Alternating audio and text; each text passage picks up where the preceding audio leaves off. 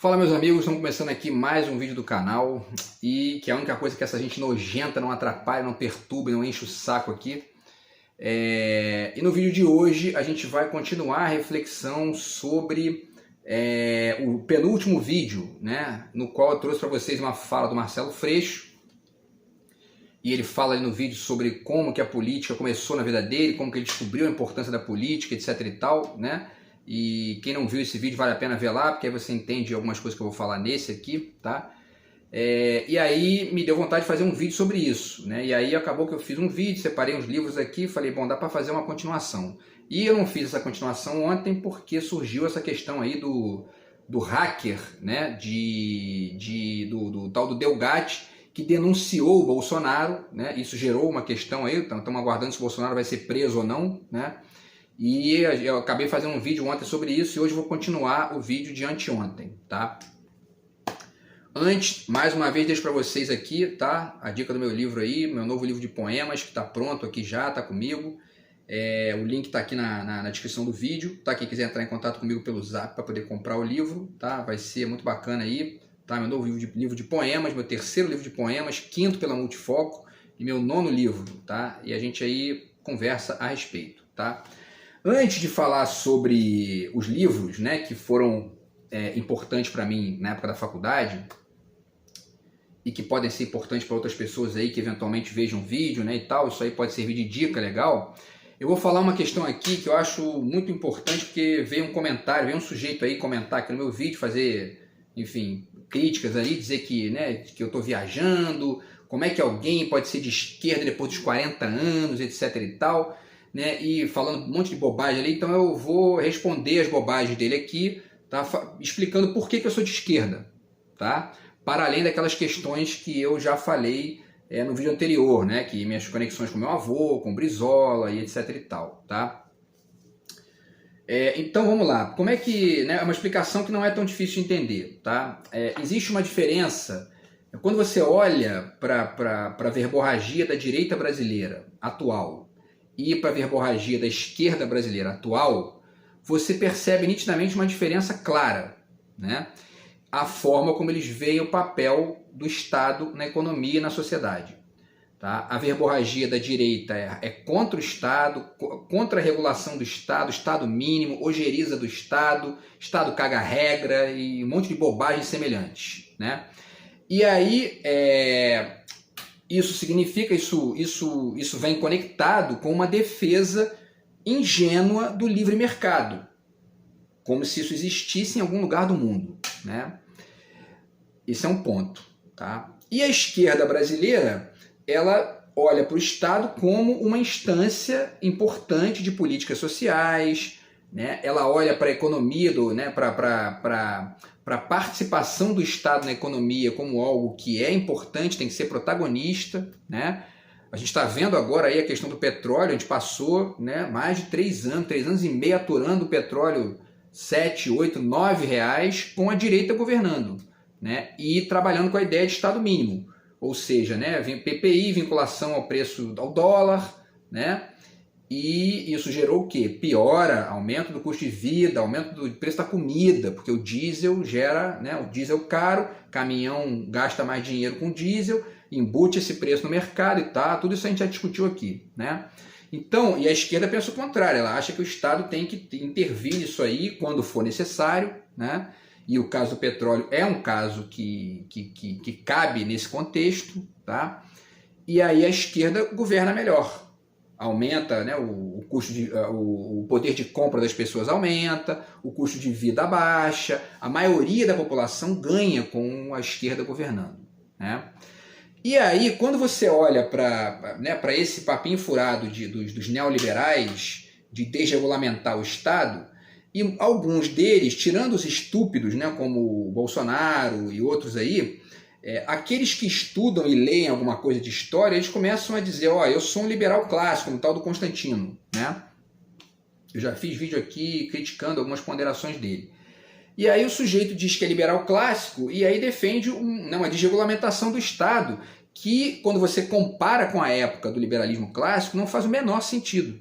Por quê? Porque na época do liberalismo clássico, quando surgiu ali depois da Revolução Industrial e tudo mais, você tinha um rastro, né, uma herança de um totalitarismo que era dos nobres e do clero, que era baseado no roubo mesmo do dinheiro das pessoas. Os caras iam de cavalo lá, ou de, enfim, e roubavam o dinheiro das pessoas para poder sustentar os privilégios de uma nobreza parasita, né? E de um clero parasita também.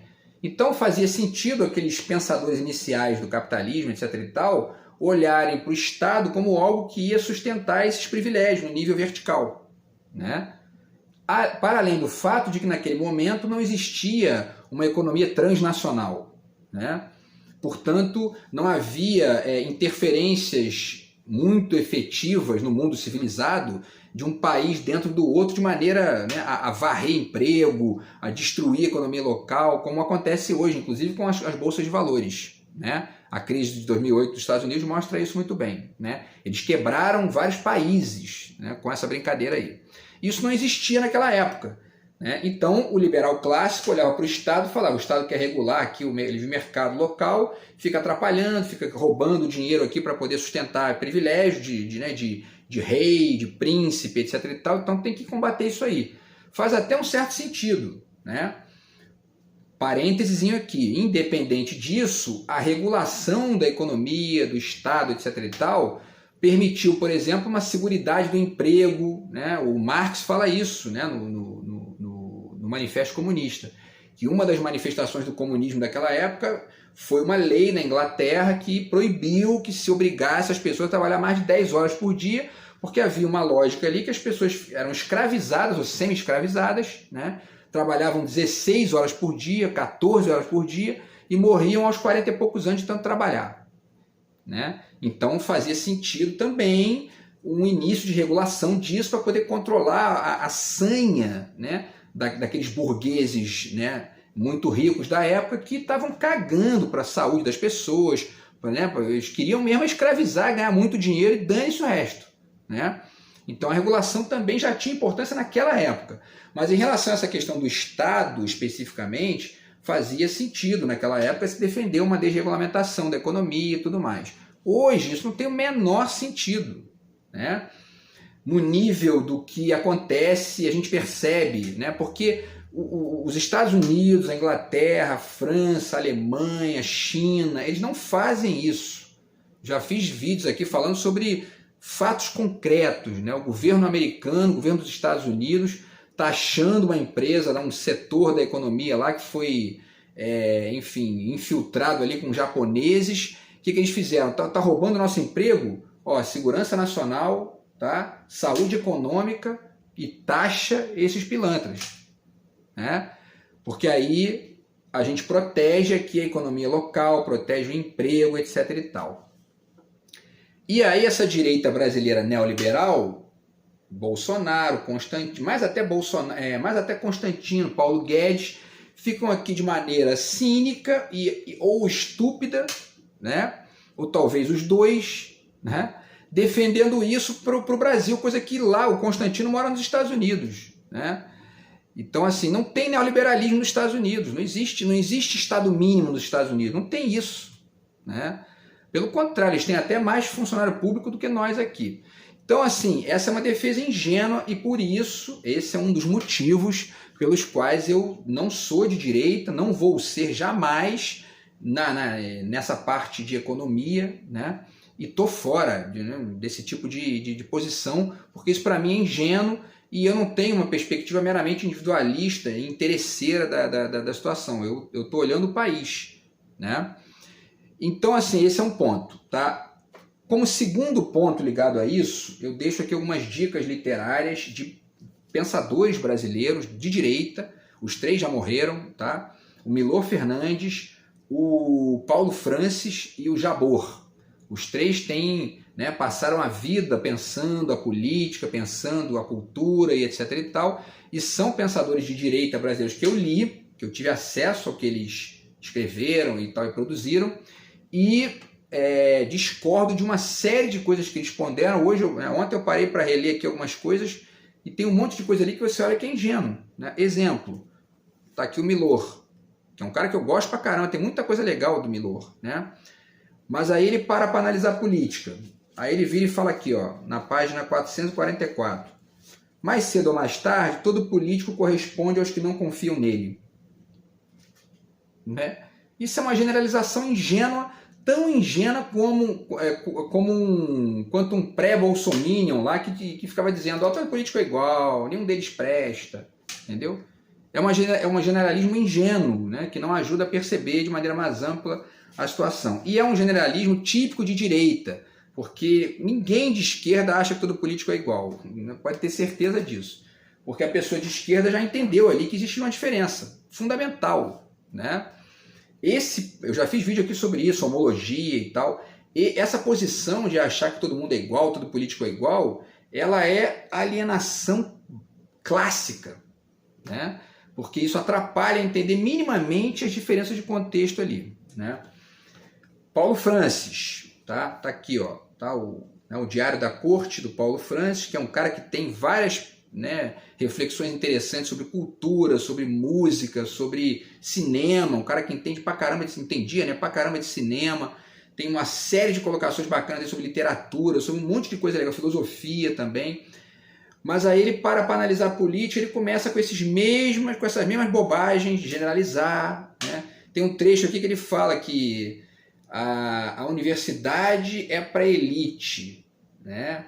Quer ver? Até marquei aqui na 83, né? A função das universidades é criar elites e não dar diploma a pé rapado. Aí na página seguinte ele critica o elitismo de quem trata empregada doméstica como pé rapado, né? Uma das coisas que gera a diminuição desse fosso aí é a universidade, é o saber, né, acadêmico, é o diploma universitário, a formação, o estudo, né, que diminui essa relação aí muito vertical da direita com da elite econômica com os pobres, né? Então, quer dizer, um pensamento ingênuo, né, do Paulo Francis. E está aqui o Jabor, tá? A Invasão das Salsichas Gigantes, um livro de crônicas do Jabor. Tem algumas coisas muito bacanas e tem outras muito ingênuas, né? Inclusive eu vou fazer um vídeo sobre uma das crônicas desse livro aqui, que eu reli ontem, e achei que tem várias coisas legais aqui para pensar o mundo de hoje, tá? Umas coisas muito boas que ele fala e outras nem tanto, tá? Mas para falar do Jabor, basta pensar na forma como ele se conectou com as manifestações de 2013 no Brasil, né? Quer dizer, o pessoal do MPL, né, o movimento do Passe Livre, que era um movimento de esquerda, movimento que buscava melhorar o transporte público, né? Foi para as ruas, exigiu a diminuição de passagem, etc. e tal, e ele foi para a rádio, para a televisão, xingar os caras, dizer que os caras eram parecidos com o pessoal do PCC, quer dizer, comparando os caras com bandidos, né?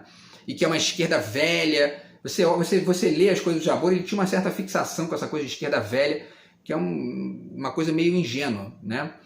E aí, de repente, uma semana depois, ele faz um outro vídeo dizendo que se enganou. Eu me enganei, amigos, eu errei. E aí começa uma verborragiazinha ali e tal, daqui a pouco termina meio que incitando as pessoas a impeachment, né? E aconteceu o impeachment, né? O que ele queria aconteceu.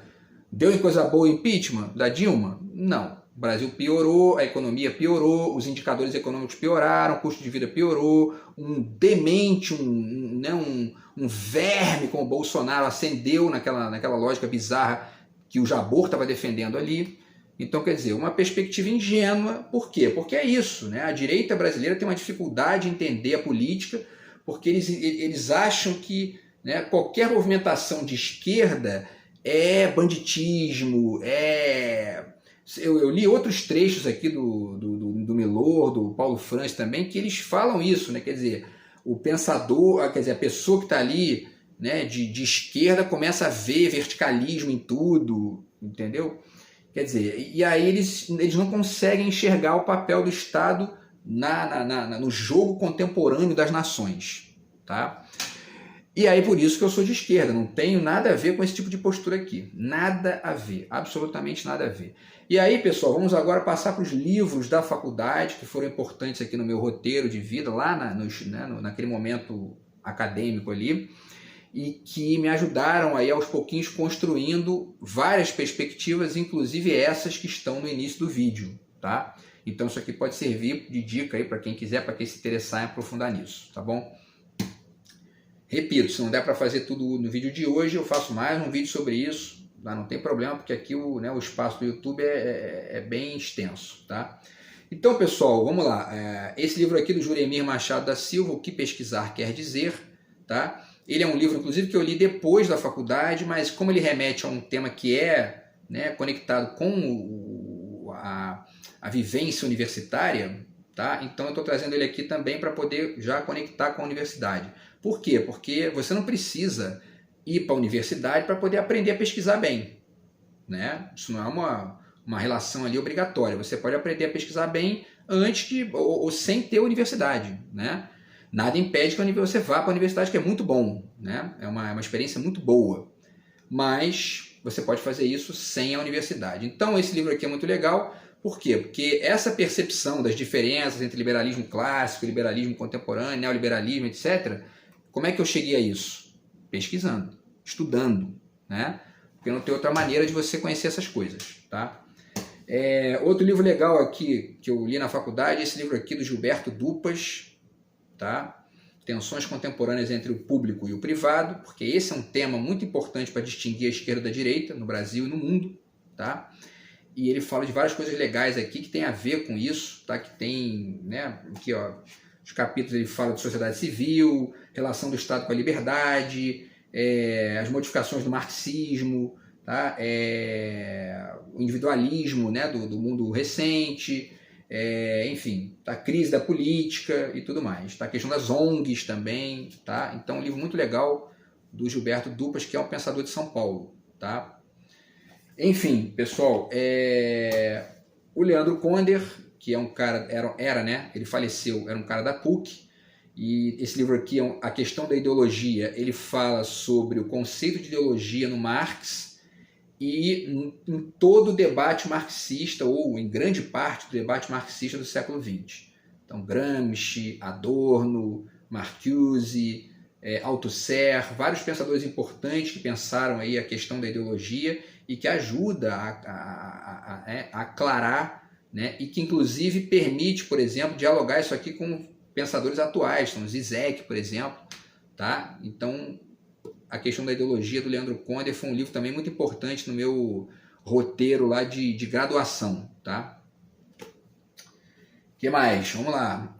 Milton Santos, né? Claro, uma figura muito importante aí, um cara sensacional, porque tem uma visão sobre a globalização que não é essa ingenuidade neoliberal, que não trabalha com esses generalismos que você vê, por exemplo, né, na fala do Milor, na fala do próprio Paulo Francis, né, não tem. Tá? Então o Milton Santos é um cara com uma visão, ele entende o papel, né, o fato do Brasil ser um país que está, né, ainda em desenvolvimento, as dificuldades disso, né, as pressões dos Estados Unidos, não olhar para a ideia de globalização com ingenuidade, achando que isso é revolucionário per se, não é, né? Tem uma série de problemas ali que ele aponta aqui nesse livro, tá? De maneira muito bacana aí, tá?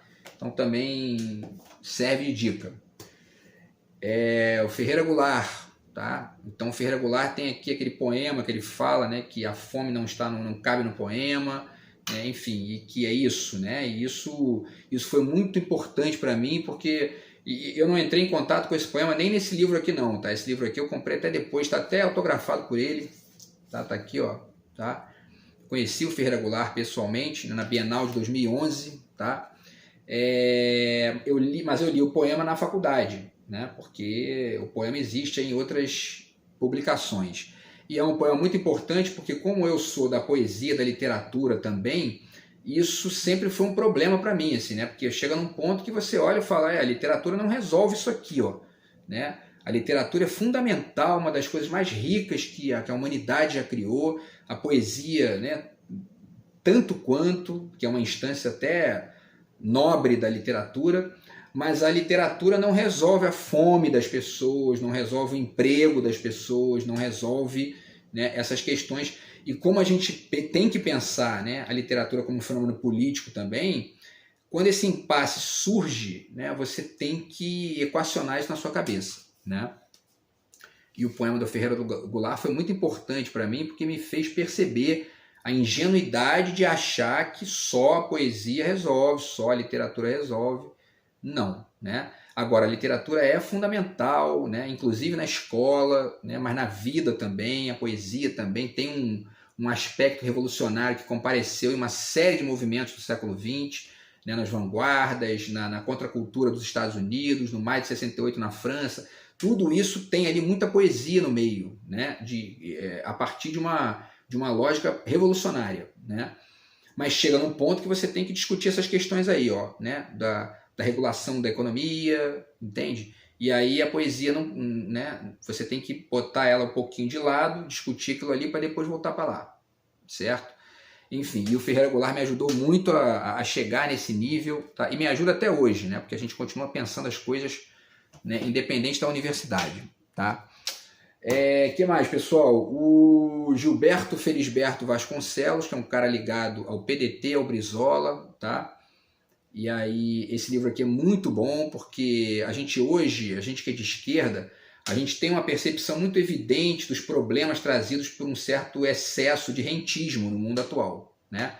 Quando se fala em rentismo, poder de bolsa de valores, né? Enfim, infiltração dessa galera no orçamento dos países, tá? Título da dívida pública, eles jogatina em cima disso, operação compromissada do Banco Central, todas essas coisas que ficam ali, né, enfim, drenando as possibilidades de investimento do Estado para a mão de uma meia dúzia de ricos. Isso é um dos problemas políticos do mundo contemporâneo, né? E esse livro do Gilberto Felisberto Vasconcelos, que é um livro ali do início dos anos 2000, ele já enxergava isso, que hoje está muito evidente, mas na época ainda estava ali muito tateante, né? E esse livro aqui, que é o Brasil no Prego, esse no prego é no pregão da Bolsa, né? E com Z, né? Que é uma crítica muito interessante que ele faz aqui, é um livro muito interessante para poder pensar o que a gente está vivendo hoje, tá? Enfim, então eu deixo essa dica para vocês aqui, porque é um livraço, um livro muito legal, tá? Com ali uma divergência ou outra, né, que acontece, mas ele é um livro muito bacana, tá? Especialmente para quem é de esquerda, para quem tem essa percepção e para quem quer chegar nessa percepção, tá?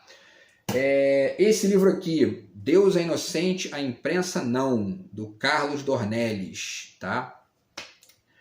A minha faculdade foi de comunicação social, com ênfase em jornalismo, então a gente estuda isso, né? A produção jornalística, a imprensa, rádio, televisão, jornal impresso, blá blá blá. E aí a gente vai... Esse livro aqui é muito interessante porque ele fala da cobertura feita pela imprensa brasileira das guerras do Afeganistão e do Iraque, ali, né, a segunda guerra do Iraque, depois do 11 de setembro, e como que a imprensa brasileira, grosso modo, sem exceção, só produzia material vindo das agências de notícias do Ocidente, Estados Unidos e Europa. Não reproduzia nada produzido lá no Oriente, lá no Oriente Médio, ali onde estava acontecendo o conflito, né? E, portanto, estava dando uma perspectiva radicalmente enviesada para os Estados Unidos dos conflitos, tá? E isso ajuda a gente a entender que essa ideia de que, né, a imprensa é imparcial, isenta e objetiva é uma ilusão, né? Isso não significa que a gente tem aqui, né? Enfim, não estou aqui dizendo que não tem que ter imprensa, não é isso, né?